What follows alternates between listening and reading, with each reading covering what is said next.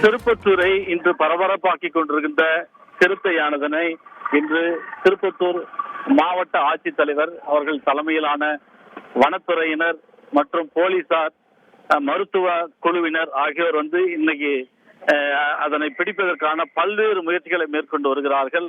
அதில் ஒரு கட்டமாக ஓசூர் பகுதியிலிருந்து வன மருத்துவ அலுவலர் சுகுமார் தலைமையிலான ஒரு மருத்துவ குழு திருப்பத்தூர் அந்த சிறுத்தை பதுங்கியிருக்கும் அந்த கார்ஷெட்டின் அருகே இன்று முகாமிட்டு அவர்களை அங்கு அந்த கார்ஷெட்டின் உள்ளேவே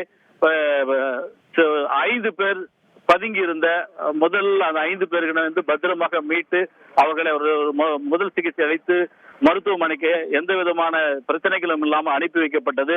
மேலும் அடுத்து இந்த சிறுத்தையினை எவ்வாறு பிடிப்பது, அதாவது மருத்துவரை வைத்து மயக்க ஊசி செலுத்தி பிடிப்பதா இல்ல கூண்டு வைத்து பிடிப்பதா என்ற பல்வேறு கோணத்துல திருப்பத்தூர் மாவட்ட ஆட்சித்தலைவர், மாவட்ட கண்காணிப்பாளர் மற்றும் வன அலுவலர் மற்றும் அரசு மருத்துவர், அதாவது கால்நடை மருத்துவர்கள் ஆகியோர் கொண்ட குழு சுமார் 50க்கும் மேற்பட்டவர்கள் இந்த இடத்தினை முகாமிட்டு அந்த பகுதியில் ஆய்வு மேற்கொண்டு வருகிறாங்க.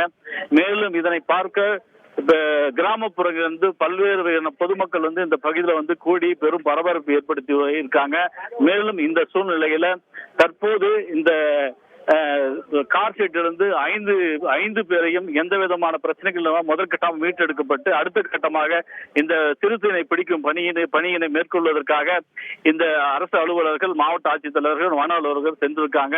அந்த சிறுத்தையை மயக்க ஊசி செலுத்தி பிடித்து மற்றும் வனப்பகுதியில் விடுவதற்குண்டான அனைத்து முயற்சிகளையும் தற்போது மேற்கொள்வார்கள் என எதிர்பார்க்கப்படுகிறது. மேலும் இந்த சிறுத்தையானது திருப்பத்தூர் பகுதியில சுமார் 5-6 மணி நேரம் இருந்ததனால் அந்த பகுதியில் சுற்று வட்டார பகுதியில பெரும் பரபரப்பு ஏற்படுத்தியுள்ளது. மேலும் இந்த சிறுத்தையானது அதாவது திருப்பத்தூர் நகரப்பகுதியான மைய பகுதியில எவ்வாறு வந்தது, எப்படி வந்தது என்று பல்வேறு கோணத்தில் அதிகாரிகளும் பொதுமக்களும் பல்வேறு கேள்விகளை எழுப்பி வருகிறார்கள். மேலும் இந்த சூழ்நிலையில அருகிலே இந்த சிறுத்தை பதுங்கியிருந்த இடத்திற்கு அருகிலேயே அரசு மருத்துவமனை, பள்ளிகள், 4-5 பள்ளிகள், மருத்துவமனைகள், மாவட்ட ஆட்சியர் அலுவலகம் போன்ற பல்வேறு அரசு அலுவலகங்கள் காணப்பட்டது. எந்த விதமான இதுவரையில எந்த விதமான பிரச்சனைகளும் ஏற்படாமல் இந்த சிறுத்தையினை பிடிப்பதற்கான முயற்சிகளை அலுவலகம் மேற்கொண்டு வருகிறார்கள்.